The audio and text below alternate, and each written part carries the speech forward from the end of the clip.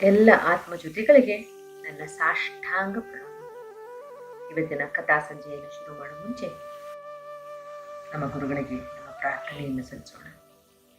ಗುರು ಬ್ರಹ್ಮ ಗುರು ವಿಷ್ಣು ಗುರುದೇವೋ ಮಹೇಶ್ವರ ಗುರು ಸಾಕ್ಷಾತ್ ಪರಬ್ರಹ್ಮ ತಸ್ಮೈ ಶ್ರೀ ಗುರವೇ ನಮಃ.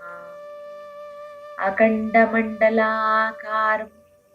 ವ್ಯಾಪ್ತಂ ಚೇನ ಚರಾಚರಂ ತತ್ಪದಂ ದರ್ಶಿತಂ ಯೇನ ತಸ್ಮೈ ಶ್ರೀ ಗುರವೇ ನಮಃ. ಮಕ್ಕಳೇ, ಇವತ್ತಿನ ಕಥಾ ಸಂಕಲನದ ನಮ್ಮ ನಾಯಕ ಕನಕದಾಸ. ಈ ಕನಕದಾಸರು ಯಾರು? ಇವರ ಜೀವನ ವೃತ್ತಾಂತ.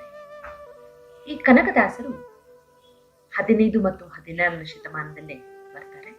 ಇವರು ಮತ್ತೆ ಪುರಂದರದಾಸರು ಸಮಕಾಲೀನ, ಇಬ್ಬರಿಗೂ ಒಬ್ಬರೇ ಗುರುಗಳು. ಇವರ ವೈಶಿಷ್ಟ್ಯವೂ ಅದೇ, ಅವರ ವೈಶಿಷ್ಟ್ಯವೂ ಅದೇ. ಹಾಡಿನಲ್ಲಿ ಭಕ್ತಿಯನ್ನ ಮೂಲೆ ಮೂಲೆಗೆ ಸಾರದಂತ ನಮ್ಮ ಕರ್ನಾಟಕದ ರತ್ನಗಳಿವೆ. ದಾಸಶ್ರೇಷ್ಠ ಅಗ್ರಗಣ್ಯರು ದಾಸವೃತ್ತಿಯಲ್ಲಿ. ಈ ಕನಕದಾಸರ ಜೀವನ ವೃತ್ತಾಂತವನ್ನ ನಾವು ತಿಳ್ಕೊಳ್ಳುವಾಗ ಎಲ್ಲಿಂದ ಬಂದರು, ಹೇಗೆ ಬಂದರು? ನಮ್ಮ ರಾಜ್ಯವನ್ನ ಆಗ ಕೃಷ್ಣದೇವರಾಯರು ಆಳ್ತಾ ಇರ್ತಾರೆ. ಆ ಕೃಷ್ಣದೇವರಾಯರ ರಾಜ್ಯದಲ್ಲಿ ನಮ್ಮ ಹಾವೇರಿ, ಕರ್ನಾಟಕ ಹಾವೇರಿ, ಆ ಹಾವೇರಿ ಹತ್ರ ಒಂದು ಪಾಡ ಅಂತಕ್ಕಂಥ ಒಂದು ಊರು. ಆ ಕೃಷ್ಣದೇವರಾಯರ ಮಾಂಡಲಿಕರಾದ ಬೀರಪ್ಪ ಮತ್ತು ಪಚ್ಚಮ್ಮ, ಇವರಲ್ಲಿ ಒಂದು 10-15 ಗ್ರಾಮ ಬಂದಿರ್ಬೋದು ಇವರಿಗೆ. ಇವರು ಆ ಗ್ರಾಮಕ್ಕೆ ಮಾಂಡಲಿಕರು. ಇವರು ನಾಯಕ ಜನ, ಅಂದ್ರೆ ಕುರುಬ ಜನಾಂಗಕ್ಕೆ ಸೇರಿದರು. ಈ ಬೀರಪ್ಪ ಮತ್ತು ಪಚ್ಚಮ್ಮನಿಗೆ ಸುಭಿಕ್ಷವಾಗಿರ್ತಾರೆ, ರಾಜಾಶ್ರಯದಲ್ಲಿ ಬೇರೆ ಇರ್ತಾರೆ, ಎಲ್ಲ ನಡೀತಿರುತ್ತೆ. ಆದ್ರೆ ಮನೆಯಲ್ಲಿ ಆಡಿ ಓಡಾಡಿ ನಲಿದಾಡುವಂತ ಒಂದು ಮಗು ಇರುತ್ತೆ. ಅವ್ರಿಗೆ ಒಂದು ಗಂಡು ಮಗು ಬೇಕು ಅಂತ ಆ ತಿರುಪತಿ ತಿಮ್ಮಪ್ಪನಿಗೆ ಕುಲದೇವರವರಿಗೆ ಮೊರೆ ಹೋಗ್ತಾರೆ. ತಿರುಪತಿ ತಿಮ್ಮಪ್ಪನಿಗೆ ಮೊರೆ ಹೊಕ್ಕಾಗ ತಂದೆ ತನ್ನ ಮನಸ್ಸಿನಲ್ಲಿ, ನನ್ನ ಗಂಡು ಮಗು ಆದ್ರೆ ಮಾಂಡಲಿಕಕ್ಕೆ ಒಳ್ಳೆಯ ದಷ್ಟಪುಷ್ಟವಾದಂತ ಒಬ್ಬ ದಕ್ಷ ಆಡಳಿತಗಾರನನ್ನು ಕೊಡ್ತೇನೆ ಅಂತ ಅನ್ಕೋತಾರೆ. ತಾಯಿ ಪಾಪ ಮುಗ್ದೆ ಕೇಳಿರ್ತಾಳೆ, ನಾನು ನಿನಗೆ ದಾಸನನ್ನಾಗಿ ಮಾಡ್ಬಿಡ್ತೀನಿ ಅಂತ ಅನ್ಕೊಂಡಿರ್ತಾರೆ. ಈ ಅನ್ಕೊಂಡಾಗ ತಂದೆ ಹೇಳಿ ತಾಯಿಗೆ ಗೊತ್ತಿರುತ್ತೋ ಗೊತ್ತಿಲ್ವೋ ಗೊತ್ತಿಲ್ಲ, ಆ ಥರದ್ದಿಲ್ಲ, ಏನು ಹೇಳ್ಕೊಟ್ರು. ಬಂದ್ರು. ತಿರುಪತಿ ತಿಮ್ಮಪ್ಪನ ಕೃಪೆಯಿಂದ ಇವ್ರ ಮನೆಯಲ್ಲೊಂದು ಮಗು ಹುಟ್ಟಿತು. ಹುಟ್ಟಿದ ಸಂಭ್ರಮ. ತನ್ನ ಮಗನಿಗೆ ತಿಮ್ಮಪ್ಪ ನಾಯಕ ಅಂತ ತಿರುಪತಿ ತಿಮ್ಮಪ್ಪನ ಹೆಸರನ್ನೇ ಇಟ್ಬಿಟ್ರು. ಸಂಭ್ರಮ. ಮಗ ಬೆಳಿತಾ ಇದ್ದಾನೆ, ಪೂರ್ಣಚಂದ್ರನಂತೆ ಬೆಳಿತಾ ಇದ್ದಾನೆ ಚೆನ್ನಾಗಿ. ತಂದೆಗೆ ಯುದ್ಧದಲ್ಲಿ ನೈಪುಣ್ಯತೆ, ಕತ್ತಿ ಬರ್ಸೆಯಲ್ಲಿ ನೈಪುಣ್ಯತೆ, ಮತ್ತೆ ಮಲ್ಲ ಯುದ್ಧದಲ್ಲಿ ನೈಪುಣ್ಯತೆ, ಹಾಗೂ ಶಸ್ತ್ರವಿದ್ಯೆಗಳೆಲ್ಲ ಬರುತ್ತೆ, ಕುದುರೆ ಸವಾರಿ ಎಲ್ಲ ಬರುತ್ತೆ. ಮಗನಿಗೆ ತುಂಬಾ ಉತ್ಸಾಹದಿಂದ ಇವೆಲ್ಲವನ್ನ ಹೇಳ್ಕೊಡ್ತಿರ್ತಾನೆ. ಮಗ ಎಲ್ಲವನ್ನ ಚೆನ್ನಾಗಿ ಕಲಿತಿರ್ತಾನೆ. ತಾಯಿ ತನಗೆ ಗೊತ್ತಿದ್ದಂತ ರಾಮಕೃಷ್ಣನ ಕಥೆಯನ್ನ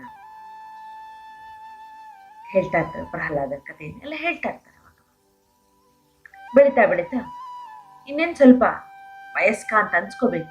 ಆ ಸಮಯಕ್ಕೆ ಸರಿಯಾಗಿ ತಂದೆ ಅವರ ಅಂತಿಮ ಯಾತ್ರೆ, ಅಂದ್ರೆ ಅವರು ಪ್ರಾಣತ್ಯಾಗವನ್ನು ಮಾಡ್ತಾರೆ. ತಂದೆ ಪ್ರಾಣತ್ಯಾಗ ಮಾಡಿದ್ಮೇಲೆ ಈ ಮಾಂಡಲಿಕ ವೃತ್ತಿಯ ಪೂರ್ಣ ಜವಾಬ್ದಾರಿ ಹಾಗೂ ಪಾಡಾದ ಜನಗಳ ಉಸ್ತುವಾರಿ ಈ ತಿಮ್ಮಪ್ಪ ನಾಯಕರ ಮೇಲೆ ಬಂದ್ಬಿಡುತ್ತೆ. ತಿಮ್ಮಪ್ಪ ನಾಯಕರು ತುಂಬಾ ಖುಷಿಯಾಗಿ ಆ ಜವಾಬ್ದಾರಿಯನ್ನು ಹೊತ್ತು ಮಾಡ್ತಾ ಇರ್ತಾರೆ. ಒಳ್ಳೆಯ ನಾಯಕ ಅಂತ ಅನ್ಸ್ಕೊಂಡು ಈ ನಾಯಕ ಒಂದಿನ ಮಲ್ಕೊಂಡಿರ್ಬೇಕಂದ್ರೆ ಇವರ ಕನಸಿನಲ್ಲಿ ದೇವರು ಬಂದು ನನಗೊಂದು ದೇವಸ್ಥಾನ ಕಟ್ಟಿಸು ಅಂತ ಕೇಳಿ, ಈ ದೇವಸ್ಥಾನ ಕಟ್ಟಿಸ್ಬೇಕಂದ್ರೆ ಎದ್ದು ತಾಯಿ ಹತ್ರ ಈ ಕನಸಿನ ವೃತ್ತಾಂತವನ್ನ ಹೇಳ್ತಾರೆ. ತಾಯಿ ಇರ್ಬೋದಪ್ಪ, ದೇವಸ್ಥಾನ ಕಟ್ಟಿಸು ಅಂತ ಹೇಳ್ತಾರೆ. ಆ ದೇವಸ್ಥಾನ ಕಟ್ಟಿಸ್ಬೇಕು ಅಂದಾಗ ಭೂಮಿಯನ್ನು ಅಗಿತಾ ಇರ್ತಾರೆ. ಭೂಮಿನ ಅಗಿಬೇಕಂದ್ರೆ ಒಳಗಡೆ ಅವ್ರಿಗೊಂದಷ್ಟು ನಿಧಿ ಸಿಗುತ್ತೆ. ನಿಧಿ ಅಂದ್ರೆ ಬಂಗಾರದ ನಾಣ್ಯಗಳು, ಒಂದು 7-8 ಕೊಪ್ಪರಿಗೆ ಎಷ್ಟು ಸಿಗುತ್ತೆ ಅಂತ ಹೇಳ್ತಾರೆ. ಬರೀ ಬಂಗಾರದ ನಾಣ್ಯ ಎಲ್ಲದನ್ನ ತಗೊಂಡು ಪಕ್ಕಕ್ಕಿಡ್ತಾರೆ. ಇನ್ನೇನ್ ಎಲ್ಲ ಇಡುವಾಗ ಒಂದು ರಂಗನಾಥನ ವಿಗ್ರಹವೂ ಕೂಡ ಸಿಗುತ್ತೆ. ಆ ವಿಗ್ರಹವನ್ನ ಕಾಗೆ ನೆಲೆಯಲ್ಲಿ ಪ್ರತಿಷ್ಠಾಪನೆಯನ್ನ ಮಾಡ್ತಾರೆ. ಈ ಬಂಗಾರದ ವಿಗ್ರಹ ನಾಣ್ಯಗಳನ್ನ ಯಾರಿಗೆ ಅದರ ಅವಶ್ಯಕತೆ ಇರುತ್ತೋ ಅವರ ಬಾಡದ ಜನಗಳಿಗೆ ಬೇಕಾದವರಿಗೆ ಹಂಚಿಕೊಂಡು ಎಲ್ಲರ ಜೊತೆ ಸುಭಿಕ್ಷವಾಗಿರುವಂತ ಮನೆಯಲ್ಲಿ ಇರ್ತಾರೆ. ಈ ಈ ಕನಕ ಅಂದ್ರೆ ಚಿನ್ನದ ನಾಣ್ಯಗಳಿಗೆ ಕನ್ನಡದಲ್ಲಿ ಕನಕ ಅಂತ ಕೂಡ ಕರೀತಾರೆ. ಈ ಕನಕ ಅಂದ್ರೆ ಅದನ್ನ ಹಳದಿ ಬಣ್ಣದ್ದು ಅಂತ. ಈ ಕನಕ ಸಿಕ್ಕಿದ್ದಕ್ಕೆ, ಕನಕ ನಾಣ್ಯಗಳು ಸಿಕ್ಕಿದ್ದಕ್ಕೆ ಅವತ್ತಿನಿಂದ ಇವರ ಹೆಸರು ಕನಕ ನಾಯಕವಾಗಿ ಮಾರ್ಪಡಾಗುತ್ತೆ. ತಿಮ್ಮಪ್ಪ ನಾಯಕನಾದವರು ಕನಕ ನಾಯಕ. ಈ ಕನಕ ನಾಯಕರು ಅದೇ ಸಮಯಕ್ಕೆ ತಾಯಿ ಮಗನಿಗೆ ಲಗ್ನದ ಸಮಯ ಬೇರೆ ಆಗಿರುತ್ತೆ. ಒಳ್ಳೆಯ ಹೆಣ್ಣನ್ನ ತಂದು ಅವರಿಗೆ ಮದುವೆಯನ್ನ ಮಾಡ್ತಾರೆ. ಅವರ ಪತ್ನಿಯ ಹೆಸರು ಸುಜ್ಞಾನ ಅಂತ. ಜೀವನ ನಡೀತಾ ಇರುತ್ತೆ, ಸಾಕ್ತಾ ಇರುತ್ತೆ. ಆಗ ಜೀವನ ಹಂಗೆ ಒಂದೇ ದಾರಿಲಿ ಹೋಗ್ತಾ ಇರ್ಬೇಕಂದ್ರೆ ಶತ್ರು ರಾಜ್ಯದವರು ಯಾರೋ ಇವ್ರ ಮೇಲೆ ಸಿಕ್ಕಾವಿ ಮೇಲೆ ದಂಡೆತ್ ಬರ್ತಾರೆ. ದಂಡೆತ್ ಬಂದಾಗ ಯುದ್ಧದಲ್ಲಿ ಇವರಿಗೆ ಜಯ ಏನೋ ಸಿಗುತ್ತೆ.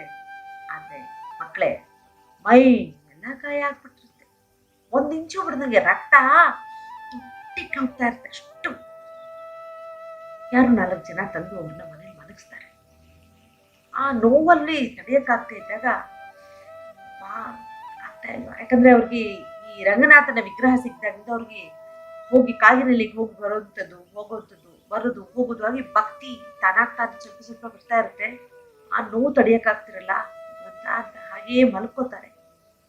ಮಲ್ಕೊಂಡಾಗ ಕನಸಿನಲ್ಲಿ ಮತ್ತೆ ಆ ಶ್ರೀನಿವಾಸ ದೇವರು ತಿಮ್ಮಪ್ಪ ಬಂದು, ಇನ್ನೂ ನಿನಗೆ ನಾನು ಗೊತ್ತಾಗ್ಲಿಲ್ವಾ, ನನ್ನ ಹತ್ರ ಬರಕ್ ನಿನ್ ಸಮಯ ಆಗ್ಲಿಲ್ವಾ, ಯಾವಾಗ ನೀನ್ ದಾಸನಾಗೋದು ಅಂತ ಕೇಳ್ತಾರೆ. ಆ ನೋವಿನಲ್ಲಿ ತಾಯಿನ ಕೇಳ್ತಾರೆ, ಅಮ್ಮ ಈ ತರ ಕನ್ಸಾಯ್ತು ನನಗೆ, ಮತ್ತೆ ಏನಮ್ಮ ಇದ್ರ ಅರ್ಥ? ಅಪ್ಪ, ನನಗೆ ಮಕ್ಕಳಿದ್ದಾಗ ಹರಕೆ ಹೊತ್ನಲ್ಲ ತಿಮ್ಮಪ್ಪನಿಗೆ, ಆ ಹರಕೆಯಲ್ಲಿ ನನಗೊಂದು ಗಂಡು ಮಗು ಆದ್ರೆ ನನಗೆ ದಾಸನಾಗಿ ಮಾಡ್ತೀನಿ ಅಂತ ಹೇಳಿದ್ನಲ್ಲ ಅಂತ ತಾಯಿ. ಸರಿ ಅಮ್ಮ ಆಯ್ತು, ಸುಮ್ಮನೆ ಆ ಗಾಯಗಳೆಲ್ಲ ಒಂದ್ ಸ್ವಲ್ಪ ಮಾಗ್ತಾ ಇರ್ಬೇಕಂದ್ರೆ ಯಾವುದೋ ಒಂದು ಕಾರಣದಿಂದ ಅವರ ಪತ್ನಿ ವಿಧಿವಶ ಆಗ್ತಾರೆ.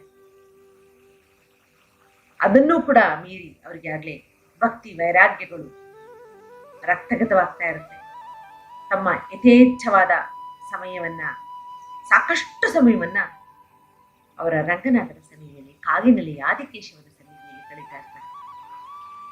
ಇನ್ ಸ್ವಲ್ಪ ದಿನ ಆಗುತ್ತೆ, ತಾಯಿನೂ ಕಾಲವಾಗ್ತಾರೆ. ಆಗ ಇವರಿಗೆ ಪರಿಪೂರ್ಣವಾದ ವೈರಾಗ್ಯ ರಕ್ತಗತವಾಗ್ಬಿಡುತ್ತೆ. ಏನಿದೆ ಇಲ್ಲಿ, ನಾನು ದಾಸನಾಗಬೇಕು, ಏನ್ ಮಾಡ್ತಾ ಇದ್ದೀನಿ ನಾನು, ನನ್ನ ಕೆಲಸ ಬೇರೆ ಏನೋ ಇದೆ.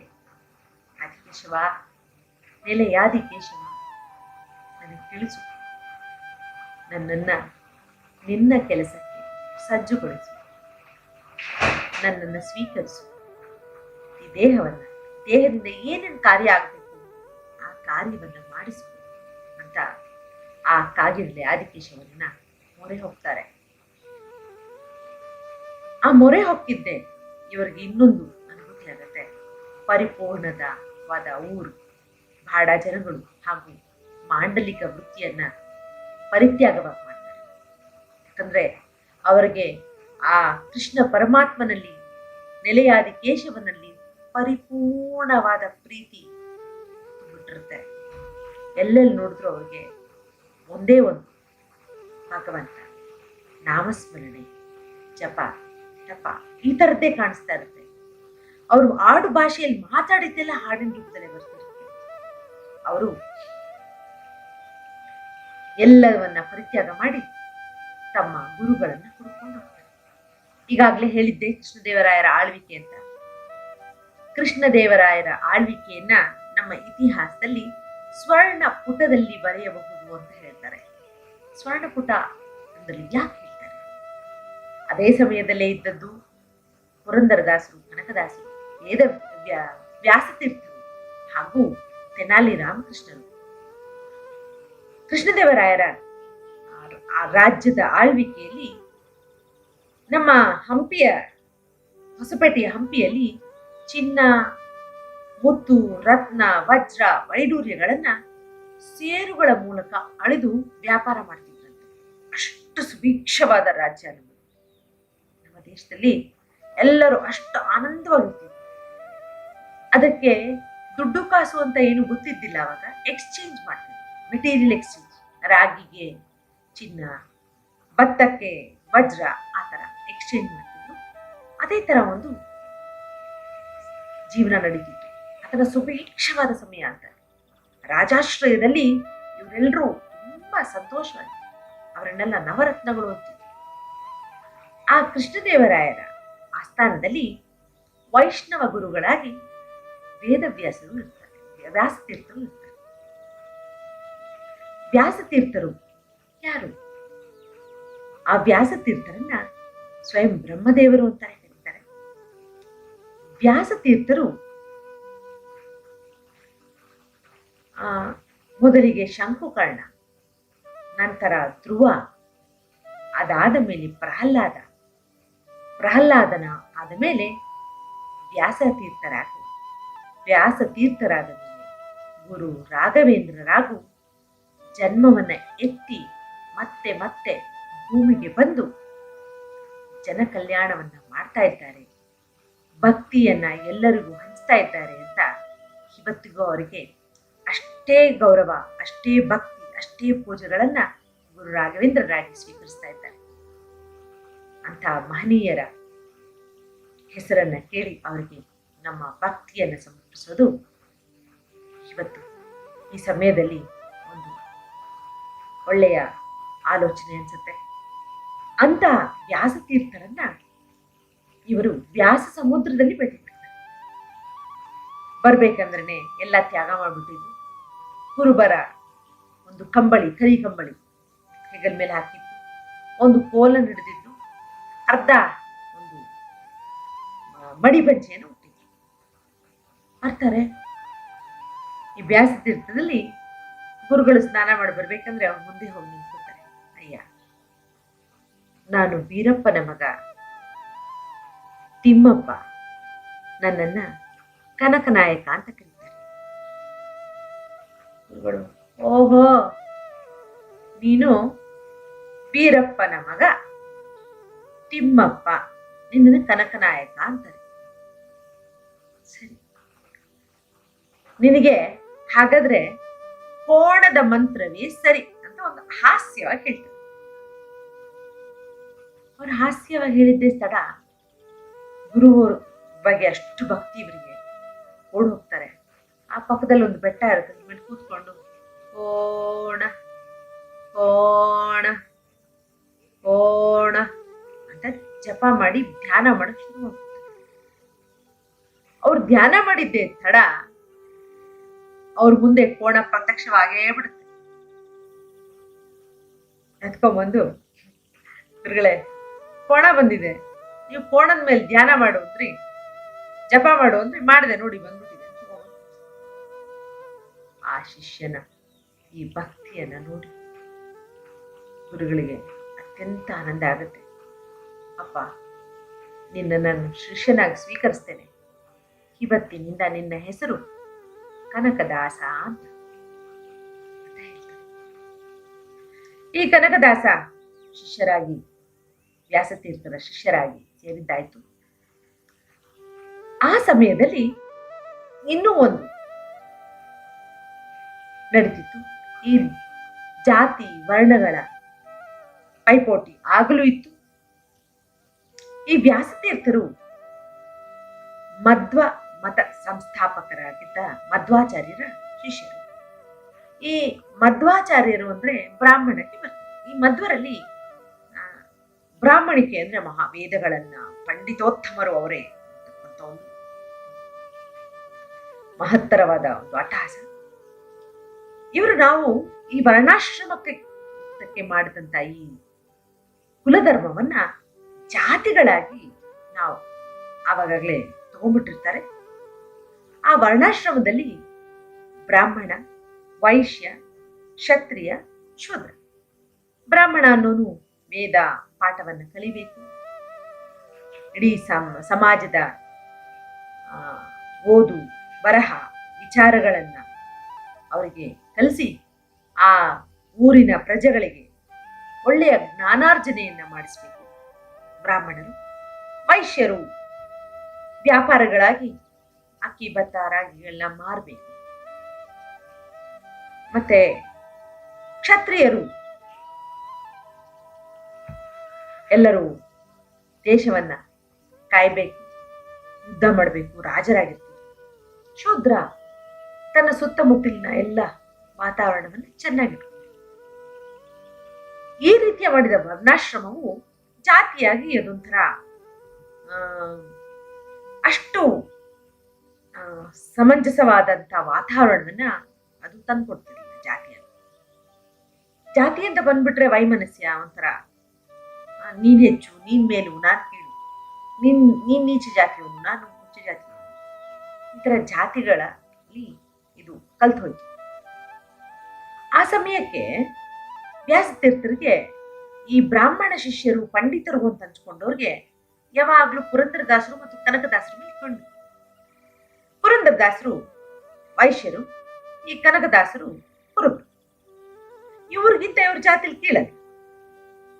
ಆಗ ಪದೇ ಪದೇ ಅವರನ್ನ ಏನೋ ಒಂಥರ ನೋಡುದು, ಹೀಗೋ ಮಾತಾಡೋದು, ತುಚ್ಛವಾಗಿ ನಿನ್ಗೇನ್ ಗೊತ್ತ, ನಿನ್ಗೇನ್ ಬರುತ್ತೆ ಅನ್ನೋ ಮಾಡುದು, ಹಾಗೆಲ್ಲ ಅಪಹಾಸ್ಯ ಮಾಡೋದು ಮಾಡ್ತಾರೆ.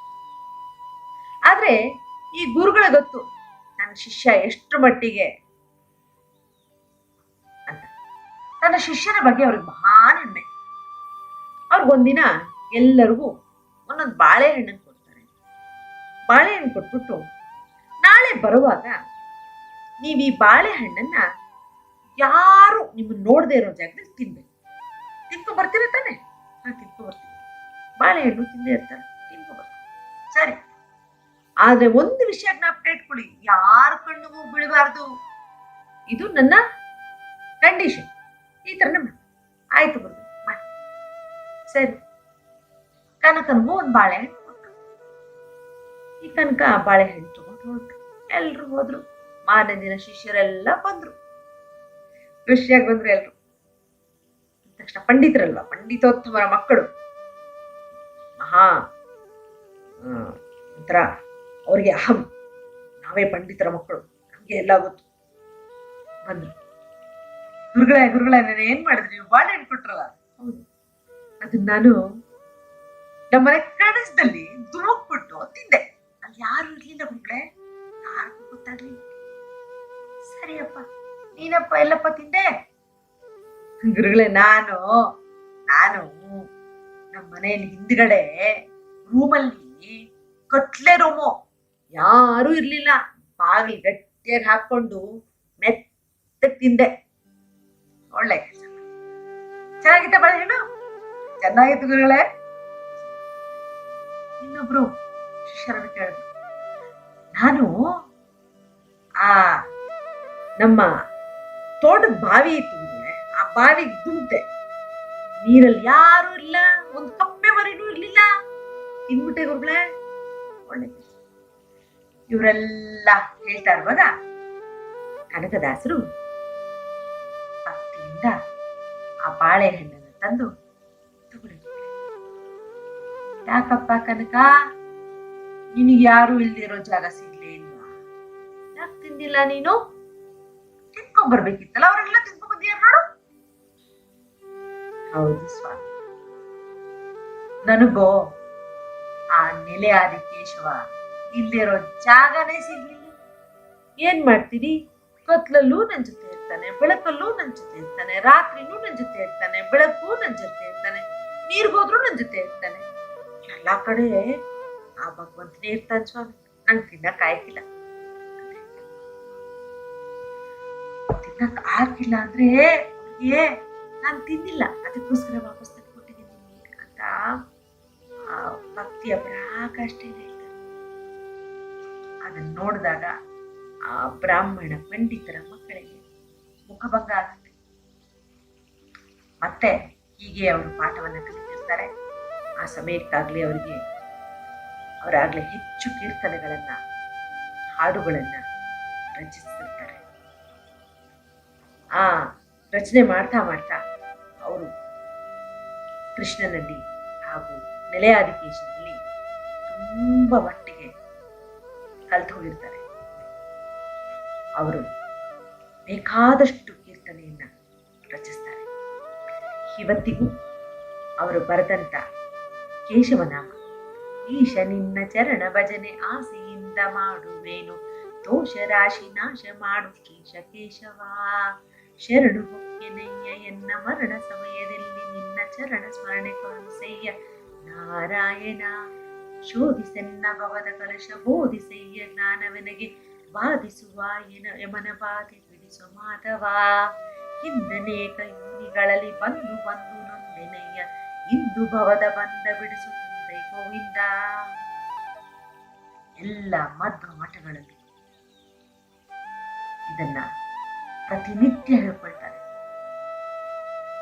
ಮಕ್ಕಳೇ, ಆಗಿನ ಕಾಲಕ್ಕೆ ಈ ಜಾತಿಯ ಅಟ್ಟಹಾಸ ಮೇಲೇರಿದಾಗ ಇವರು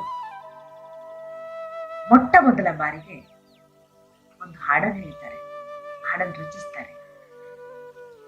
ಇವರು ಹುಟ್ಟು ಹಾಕಿದ ಈ ಕ್ರಾಂತಿ ಎಷ್ಟು ಮಟ್ಟಿಗೆ ಮೇಲೇರುತ್ತೆ ಅಂದ್ರೆ ಆ ಹಾಡು ಕೇಳಿಸ್ತೀವಿ. ಕುಲ ಕುಲ ಕುಲವೆಂದು ಹೊಡೆದಾಡದಿರಿ, ಕುಲ ಕುಲ ಕುಲವೆಂದು ಹೊಡೆದಾಡದಿರಿ. ಆ ಕುಲ ಯಾವುದು? ಮನಕ್ಕೆ ಕುಲ ಇದೆಯಾ? ಆ ಹಸು ಮಾಂಸದೊಳಗೆ ಹಾಲು ಕೊಡುತ್ತೆ, ಆ ಹಾಲನ್ನು ಕುಡಿಯೋ ಜನರೆಲ್ಲ ನಾವು. ಅದ್ಯಾವ ಕುಲ? ಕರಿ ಹಸುವಿನ ಹಾಲನ್ನು ತೆಗೆದುಕೊಂಡು ಹೋಗಿ ನಾವು ಅಭಿಷೇಕವನ್ನ ಮಾಡ್ತೀವಿ, ಅದ್ಯಾವ ಕುಲ ಅಂತ. ತಾವರೆ ಹೂವು ಕೆಸರಲ್ಲಿ ಹುಟ್ಟುತ್ತೆ, ಅದು ಅರಳುತ್ತೆ, ಆದ್ರೆ ಅದು ಭಗವಂತನ ಶಿರವನ್ನ ಇರುತ್ತೆ, ಅದ್ಯಾವ ಕುಲ? ಹಾಗೆ ಇನ್ನೊಂದು ಕೀರ್ತನೆ, ಒಂದೊಂದು ಹಾಡು. ತಲ್ಲಣಿಸದಿ ಕಂಡ್ಯ ತಾಳು ಮನವೇ, ತಲ್ಲಣಿಸದಿರು ಕಂಡ್ಯ ತಾಳು ಮನವೇ, ಎಲ್ಲರನ್ನು ಸಲಹುವನು ಇದಕ್ಕೆ ಸಂಶಯ ಬೇಡ, ತಲ್ಲಣಿಸುವದಿರು ಕಂಡ್ಯ ತಾಳು ಮನವೇ. ಈ ತರ ಅನೇಕ ಕೀರ್ತನೆಗಳನ್ನ ರಚಿಸ್ತಾರೆ. ಅವರು ಬರೆದಂತಹ ಮೋಹನ ತರಂಗಿಣಿ ಹಾಗೂ ನಳಚರಿತ್ರೆ, ಹರಿಭಕ್ತಿ ಸಾರ ತುಂಬಾ ವಿಶೇಷವಾದ ಕೃತಿಗಳಾಗುತ್ತೆ ಅವರು. ಹೀಗೆ ನಡೀತಿರೋ ಸಮಯದಲ್ಲಿ ಮತ್ತೊಮ್ಮೆ ಅವರ ಗುರುಗಳಿಗೆ ಇವರ ತುಂಬಾ ಭಕ್ತಿ ಹಾಗೂ ಇವರ ವೈಶಿಷ್ಟ್ಯತೆ, ಇವರು ಅರ್ಥ ಮಾಡಿಕೊಂಡಂತ ಗುರು, ಇವರು ಅರ್ಥ ಮಾಡಿಕೊಂಡಂತ ಈಶ್ವರ ಕೃಷ್ಣ ಪರಮಾತ್ಮ ಹೇಗಿರ್ತಾನೆ, ಮತ್ತೆ ಇವರ ಶಿಷ್ಯರಿಗೆ ಗೊತ್ತಾಗಿಸ್ಬೇಕು ಅಂತ ಇನ್ನೊಂದು ಪರೀಕ್ಷೆ. ಎಲ್ಲ ಶಿಷ್ಯರನ್ನ ಕರೆದು ಮುಂದೆ ನಿಲ್ಲಿಸಿ, ಕನಕ ನೀ ಹೇಳಪ್ಪ, ಇವರೆಲ್ಲರೂ ವೈಕುಂಠಕ್ಕೆ ಹೋಗ್ತಾರ? ವೈಕುಂಠ ಅಂದ್ರೆ ಭಗವಂತನಲ್ಲಿ ಏಕೀಭವ ಆಗ್ತಾರ, ಹೇಳಪ್ಪ. ಗುರುಗಳೇ, ನನಗೆ ಏನೂ ಗೊತ್ತಿಲ್ಲ, ಇಲ್ಲಿರೋ ಹೆಸರುಗಳಿಗೂ ಸಹ ನನಗೆ ಸರಿಯಾಗಿ ಗೊತ್ತಿಲ್ಲ. ನಾನು ಹೇಗೆ ಹೇಳ್ಬಲ್ಲೆ? ಆಗೋದಿಲ್ಲ, ನನ್ನಿಂದ ಸಾಧ್ಯ ಇಲ್ಲಪ್ಪ. ಹೇಳು, ನಿನಗೇನು ಗೊತ್ತಾಗತ್ತೆ ಹೇಳ. ಗುರುಗಳೇ, ಸ್ವಯಂ ಅವ್ರ ಹೆಸರು ಗೊತ್ತಿಲ್ಲ ಗುರುಗಳೇ. ನಾನೇ ಅವ್ರಿಗೆ ಪರಿಚಯ ಮಾಡ್ತೀನಿ ಆದ್ರೆ ಎಲ್ಲರ ಹೆಸರು ಹೇಳ್ಕೊಂಡು ಹೋಗ್ತಾರೆ. ಹೇಳಿದಾಗ, ಗುರುಗಳೇ, ಇವ್ರು ಯಾರು ಹೋಗೋದಿಲ್ಲ, ವೈಕುಂಠ ಹೋಗೋದಿಲ್ಲ ಗುರುಗಳೇ, ಇವ್ರಿಗೆ ಬ್ರಹ್ಮ ಪದವಿ ಸಿಗೋದಿಲ್ಲ ಗುರುಗಳೇ. ಸರಿಯಪ್ಪ, ನನಗ್ ಸಿಗುತ್ತಾ? ನಿಮ್ಗೂ ಸಿಗುತ್ತೋ ಇಲ್ವೋ ಗೊತ್ತಿಲ್ಲ ಗುರುಗಳೇ. ಗುರುಗಳು, ಅದ್ ಹೇಗೆ ಹೇಳ್ತೀಯ ಕನಕ ಅಂತ ಹೇಳೋಷ್ಟಕ್ಕೆ ಹಿಂದ್ಗಂಡೆಯಿಂದ ಆ ಪಂಡಿತರ ಮಕ್ಕಳು, ನಾವು ವಿದ್ಯಾವಂತರು, ಜೋರಾಗಿ ಜಗಳಕ್ಕೆ ಬಂದ್ಬಿಡ್ತಾರೆ. ಅದ್ ಹೇಗ್ ಸಾಧ್ಯ? ಅದ್ ಹೇಗ್ ಸಾಧ್ಯ? ನಮ್ ಗುರುಗಳು ಕೂಡ ಹೋಗಕ್ಕಾಗಲ್ಲ ಅಂತಿರಲ್ಲ, ಹೇಗ್ ಸಾಧ್ಯ? ಅದು ಆಗಲ್ಲ. ಅದು ಕನಕನ್ಗೆ ತುಂಬಾ ತಾನೇ ಅಪ್ರತಿಮ ಭಕ್ತ, ತಾನೇ ಅತ್ಯುತ್ತಮ ವಿದ್ಯಾರ್ಥಿ ಅಂತ ಅಹಂ ಬಂದ್ಬಿಟ್ಟಿದೆ. ಅದಕ್ಕೆ ಹಿಂಗೆಲ್ಲ ಮಾತಾಡ್ತೀನಿ. ಸ್ವಲ್ಪ ತಡೀರಿ, ನೀವೆಲ್ಲರೂ ಸ್ವಲ್ಪ ತಡೀರಿ, ವಿಚಾರಿಸೋಣ. ಕನಕನ್ ಮನ್ಸಲ್ಲೇನಿದೆ ವಿಚಾರಿಸೋಣ, ಸ್ವಲ್ಪ ತಡೀರಿ ಅಂತ ಆಗ ಕನಕ, ಗುರುಗಳೇ, ನಾನು ಹೋದರೆ ಮತ್ತೆ ಇನ್ನೂ ಪಾಪ ಬಂದ್ಬಿಡುತ್ತೆ ಅವ್ರಿಗೆಲ್ಲ. ಅಲ್ಲ, ನಮ್ಮ ಗುರುಗಳು ಹೋಗಲ್ವಂತೆ, ಇವನು ಹೋಗ್ತಾನಂತೆ, ಅದ್ ಹೇಗ್ ಸಾಧ್ಯ? ಗುರುಗಳೇ, ನಾನು ಹೋದ್ರೆ ಹೋಗ್ಬೋದು ಗುರುಗಳೇ ಅಂತ ಮಾತ್ರ ಹೇಳ್ತಾ ಇದ್ದೀನಿ ಗುರುಗಳೇ. ಅದ್ರ ಅರ್ಥ ಏನಪ್ಪಾ ಕನಕ? ಸ್ವಲ್ಪ ಬಿಡಿಸಿ ಹೇಳು ಗುರುಗಳೇ. ನನ್ನಲ್ಲಿ ನಾನು ನಾನು ಅಂತ ತುಂಬಿರ್ತಕ್ಕಂಥ ದೇಹಭಾವ, ಅಹಂಕಾರ ಇದು ಹೋಗಿ ಎಲ್ಲರೂ ಭಗವತ್ ಸ್ವರೂಪವೇ ಅಂತ ಅರ್ಥ ಮಾಡಿಕೊಂಡಾಗ ಎಲ್ಲರಿಗೂ ಮುಕ್ತಿ ಗುರುಗಳೇ. ಇದೇ ನನ್ನ ಭಾಷೆಯ ಅರ್ಥ. ನಾನು ಹೋದರೆ ಹೋಗಬಹುದು ಅಂತ ನನ್ನ ಉತ್ತರ ಗುರುಗಳೇ ಅಂತ ಹೇಳ್ತಾರೆ. ಆಗ ವ್ಯಾಸತೀರ್ಥರು ಹೇಳ್ತಾರೆ, ಕನಕನ್ನ ಕೆಣುಕಬೇಡಿ, ಕೆಣುಕಿ ತಿರುಕಬೇಡಿ.